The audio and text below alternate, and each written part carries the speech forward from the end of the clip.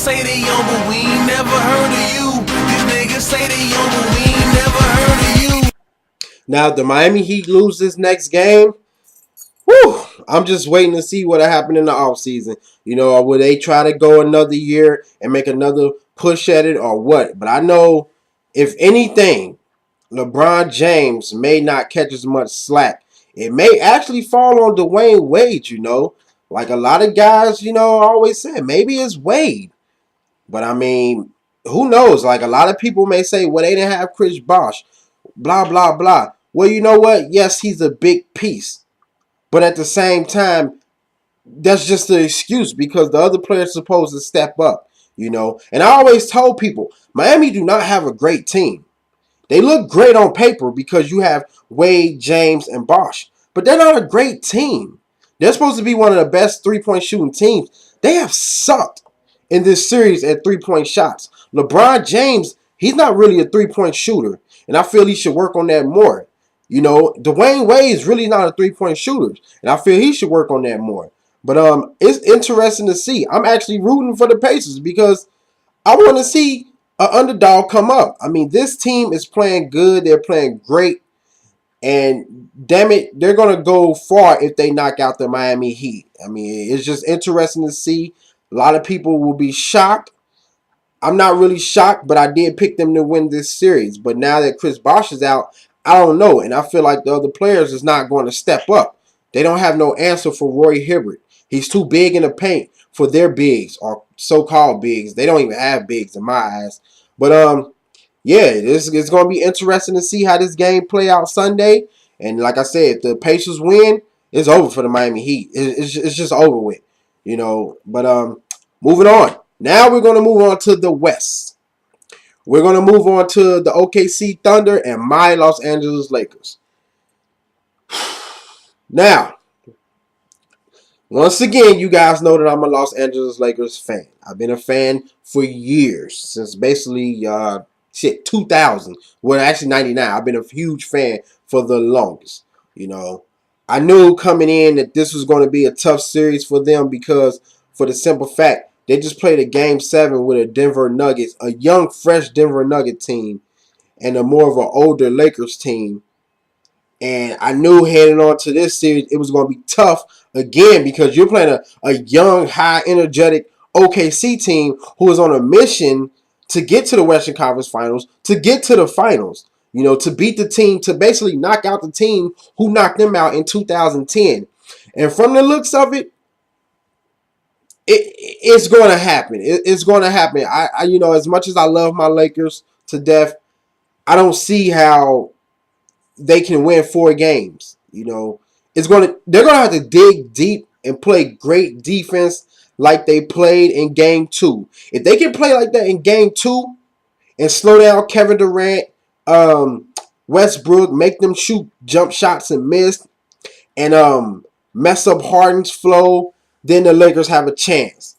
But if they play like they played them in Game 1, oh, OKC is going to, they may sweep them. Now, I got the Lakers. They play tonight at 10:30. I got the Lakers winning this game. They're not going to get swept. Hell no. I actually have them winning the next 2 games. You know, I have that much confidence in the Lakers, and I know everybody going to say, oh, KD, they're going to blow them out the building, blah, blah, blah, blah, blah, blah. Man, listen, that team, OKC, is like how Phoenix Suns used to be. They live and die by the jumper. They don't have no post presence. Kendrick Perkins is too small for Andrew Bynum. Ibaka, he don't go in the paint. He don't bang in the paint. He block shots. He get rebounds at times. I mean, the Lakers have done everything. Out-rebounded them. You know, they did all that right. Especially Game 2. They doing everything right. So now they have a formula how to slow this team down. It's just when it come down to the end of the game, with the fatigue kick in for the Lakers. Because let me tell you something. You know, for those who didn't watch the game or whatever or whatnot, Lakers was up 7 points with 2 minutes left. Lakers should have had this game wrapped over with. Now, I do blame Kobe Bryant, and I hate to say this, but I do blame Kobe Bryant for some of the reasons why they lost. I mean, this man, you know, he got rolling, you know, but for some reason in the fourth quarter, especially towards like the middle of the fourth quarter. It's like he was just gassed out. He got a shot blocked. He missed a 3-pointer. He just wasn't the same Kobe Bryant, that everybody is used to seeing. He's just not. He just wasn't the same. And then he did 2 costly turnovers, especially the one with Kevin Durant. Like my opinion, you got a 6'10", 6'9", whatever player in front of you, and he did that soft throw to Gasol. He should have just, all he had to do was throw it on the side of Durant, and then Gasol was right there. Boom. It would have shared some time off the clock. At least 15, 16 seconds off the clock, whether they missed or made a shot. But that still would have took time off the clock. And then the other possession when I think Steve Blake tried to pass it to Kobe, but Westbrook tipped that. So I don't really blame that. And, tipped it, then it went off of Kobe bicep. So I don't really blame that. But that was 2 crucial turnovers that they did not need at all. And then Harden drove to the basket, I think 2 or 3 times. That's a no-no. You can't do that when you're up 7 points. I mean, Jesus, like, where was anybody at? Like, he did it 2, 3 times. When do you think he was going to try it again? But, I feel like the Lakers, they found the formula. OKC live and die by the jump shot. So if their jump shot's not falling, the chances of them winning are very slim. And I just hope that LA, they come out with some energy and they're willing to win. And I know a lot of people, was wondering what happened with the last play. Why did Steve Blake shoot the 3? I mean, honestly, we know Kobe is always shooting the last shot, but I would have passed it to Blake too. He was wide open for a 3-pointer. I mean, I thought he was going to make it. It looked right on the money. But he missed it, and it happened. Like, now they're down 0-2, and hopefully they can win these next games. I predict that they will win these next 2 games. If they can tie these next 2 games up, it would be big. It would be big. But the crazy part about it is they play back-to-back, Friday and Saturday, and I don't know if that's good for the Lakers. They're an older team, so I don't know. But it should be interesting to see what goes on tonight.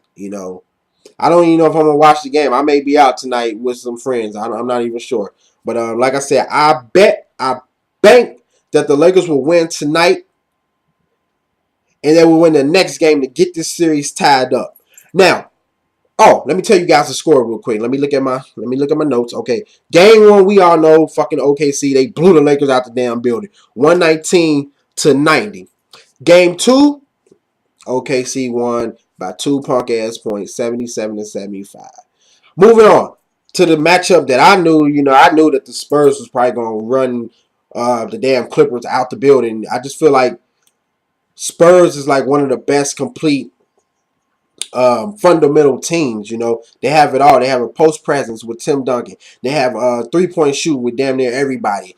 They have a great point guard in Tony Parker who passes the ball a lot and drives and do the floaters. And you have Ginobili. You have Stack 5, Steven Jackson. You have Boris Diaw. You have all these shooters, these great players that can help you go far and win a championship. You have all the players that you need right. Now, the Clippers, on the other hand, like I said before, we know that I think the injuries is hurting Chris Paul a little bit because he hasn't been the same Chris Paul from the last series. He hasn't been playing with that aggressiveness that you see. And Blake Griffin, he getting his, but I think he's still not developed yet, because he don't have a lot of moves that he can do.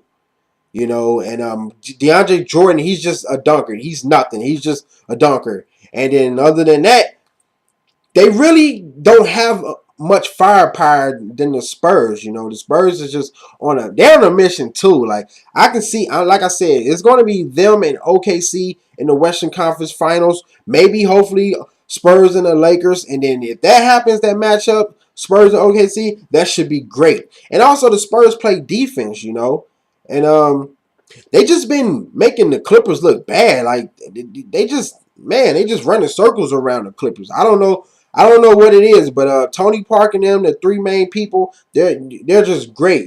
Greg Popovich has done a good job, and You know, Clippers on the other hand, if Chris Paul don't go, that team don't go.